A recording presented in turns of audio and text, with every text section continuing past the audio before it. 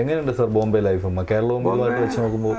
നമുക്ക് അങ്ങനെയൊന്നും പറയാൻ പറ്റില്ല. നമ്മളിവിടെ ബിസിനസ് ചെയ്ത് നമ്മൾ ജീവിക്കുന്നപ്പോൾ നമുക്ക് ഇതിനെ നമുക്ക് എപ്പോഴും ഇത് പറയാൻ പറ്റില്ല ബോംബെ ജീവിതത്തിനെ പറ്റി. പിന്നെ നാടായിട്ടുള്ള കണക്ഷൻ നമുക്ക് അതേപോലെ നമ്മൾ നിലനിർത്തി പോകുന്നുണ്ട്. സാർ ഇതിനെക്കുറിച്ച് ഫുൾ ഡീറ്റെയിൽ ഒന്ന് പറഞ്ഞാൽ നന്നായിരുന്നു. നമ്മൾ എന്താണ് യൂണീക്കിന്റെ പ്രോഡക്ട്സ്, അലുമിനിയം ഇതിന്റെ ഏതൊക്കെ പ്രോഡക്ട്സ്, ബിൽഡിംഗുമായിട്ടുള്ള എന്താ ബന്ധപ്പെട്ട് നിൽക്കുന്ന പ്രോഡക്ട്സ് എന്തൊക്കെയാണെന്നുള്ളത് കറക്റ്റ് പ്രോഡക്ട്സ് പറഞ്ഞാൽ ഇപ്പോൾ നമ്മളിപ്പോൾ ഒരു ബിൽഡിങ്, വലിയൊരു പ്രോജക്റ്റ് ടവർ ബിൽഡിങ് വരുമ്പോൾ അതിലേക്ക് വളരെയധികം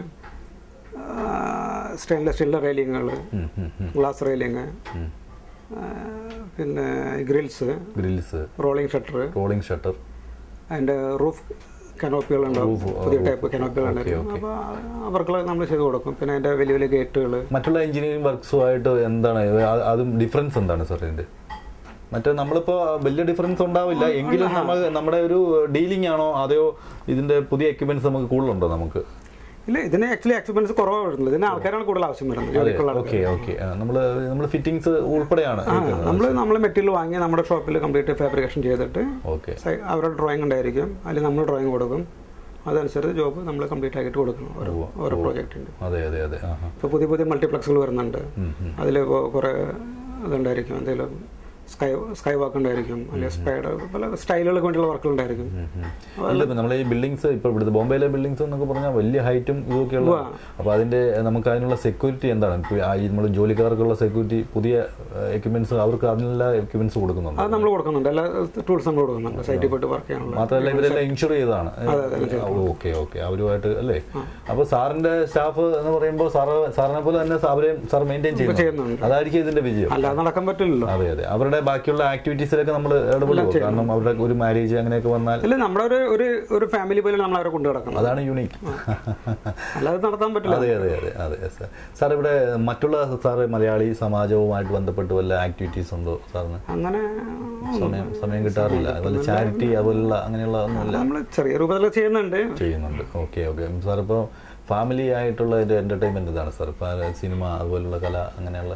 നമ്മൾ വീട്ടിൽ നമുക്ക് ഏഷ്യാനെറ്റ് ഉണ്ട്, സൂര്യ ഉണ്ട്, അതൊക്കെ കണ്ടുകൊണ്ടിരിക്കും വീട്ടിൽ നിന്ന്. മലയാളം സിനിമകൾ ബോംബെയിൽ വരുന്നുണ്ട് ഇഷ്ടം പോലെ. ഇപ്പോൾ കാലത്ത് ഞാൻ പറഞ്ഞ സാറിനെ കണ്ടിട്ടല്ലോ പോകുന്നത്. അത് ചോദിക്കാൻ വേണ്ടി ചോദിച്ചല്ലേ കേട്ടോ, സാർ ഇങ്ങോട്ട് പറഞ്ഞ. അതെ, അപ്പോൾ ഞാൻ പറഞ്ഞ എന്നെ കളി കാണുന്ന ദിവസം നന്നായിരിക്കും അല്ലേ?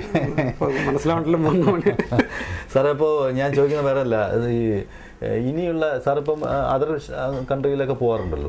പോകാറില്ല.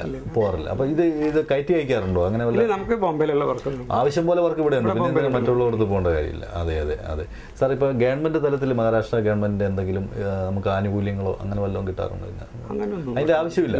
ബാങ്ക് സംബന്ധമായിട്ടോ അങ്ങനെ പ്രൈവറ്റ് ബാങ്ക് സബ്സിഡികൾ അങ്ങനെയൊന്നുമില്ല സാറിന് ഗവൺമെന്റ് തലത്തിൽ അല്ലെങ്കിൽ പ്രൈവറ്റ് സ്ഥാപനത്തിന്റെ സർട്ടിഫിക്കറ്റ് അങ്ങനെ വല്ല ഇതിന് ഒരു അങ്ങനെ അതിനെ ബന്ധപ്പെട്ട് വല്ല അവാർഡ്സ്? അതെ, അതിനൊന്നും സാറ് പോയിട്ടില്ല. ജോലി അത്ര വലിയ പാർട്ടി ചെറിയ വർക്കുകൾ അല്ലല്ല, ചെറിയ ഇത് നമ്മളെപ്പോഴും പ്രത്യേകിച്ച് മറുനാടൻ മലയാളികളുടെ ഒരു സിംപ്ലിസിറ്റിയാണ്. ഞാനിപ്പോൾ കുറച്ചു മുമ്പ് വേറെ ഒരാളുമായിട്ട് കണക്ട് ചെയ്തപ്പോഴും ഇത് തന്നെയാണ്. അപ്പൊ ഇത് ഈ കാണുന്നതല്ല, ഈ ഓഫീസോ കാര്യങ്ങളോ അല്ല, സാറിന്റെ ഒരു ഏരിയ നമുക്ക് മനസ്സിലായി. അപ്പോൾ നമ്മൾ പണ്ട് കറന്നമാര് പറയും ഉണ്ണിയെ കണ്ടാൽ.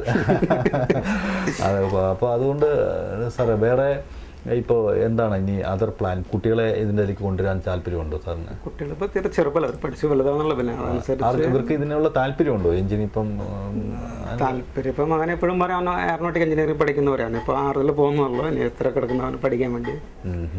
സാറിന് ഒരു ഇപ്പം നമ്മളിപ്പോൾ നമുക്ക് ഒരു ഗുരുനാഥന്മാരുണ്ടാവുമല്ലോ. ഇപ്പം സാറിന് ഇതിലിവിടെ വന്നതിൽ സാർ ഇതിനു മുമ്പ് വന്ന ഇപ്പോൾ ഈ യൂണിക്കിൽ പേരിട്ട ആളുകൾ അല്ലാതെ ഇതിനൊരു ഗുരു എന്ന് പറയാൻ ആളുണ്ടോ സാറിന്? ഇതിനെ ഒന്നും ഞാൻ പറയില്ല. ഞാൻ ആദ്യമായിട്ട് ഇതൊന്നും നമുക്കൊരു സ്വപ്നമല്ലായിരുന്നു ബിസിനസ് ചെയ്യാന്നുള്ളത്. കാരണം നമുക്ക് അതിനുള്ളൊരു കപ്പാസിറ്റി ഉണ്ടായിരുന്നില്ല.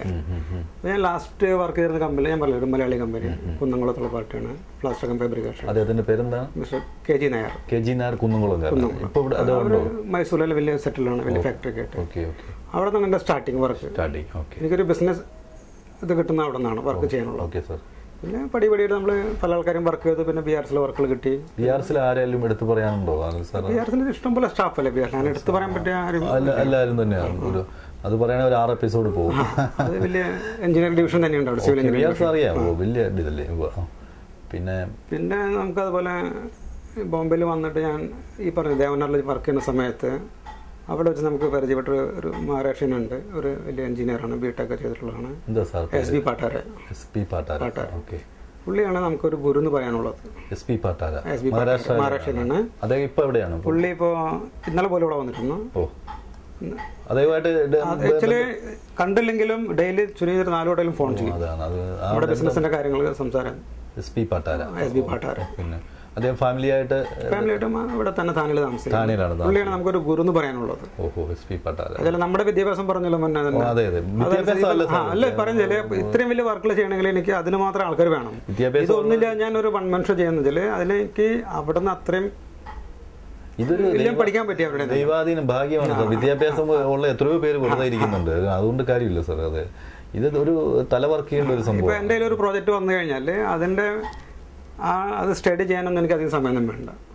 അത് സ്റ്റഡി ചെയ്ത് അതിന്റെ റേറ്റ് കോട്ട് ചെയ്യുക, അതിന്റെ മെറ്റീരിയൽ റേറ്റ് എടുക്കുക, മാർക്കറ്റിംഗ് ചെയ്യുക, എല്ലാം വേറൊരു കമ്പനികളെ ചുരുങ്ങിയൊരു 10 പേര് അതിന് വേണ്ടി വേണം. അതെ, ഇത് ഒറ്റയ്ക്ക് ചെയ്യുന്നില്ല. നമുക്ക് അത്ര എക്സ്പീരിയൻസ് നമുക്ക് കിട്ടിയിട്ടുണ്ട്. ഇത്രയും വർഷത്തെ എക്സ്പീരിയൻസ് എന്ന് പറഞ്ഞാൽ നിസ്സാരമായി. അതുകൊണ്ട് നമുക്ക് അധികം ആൾക്കാരുടെ ആവശ്യമില്ല, നമ്മൾ ചെയ്തു പോകുന്ന കാര്യങ്ങളല്ല.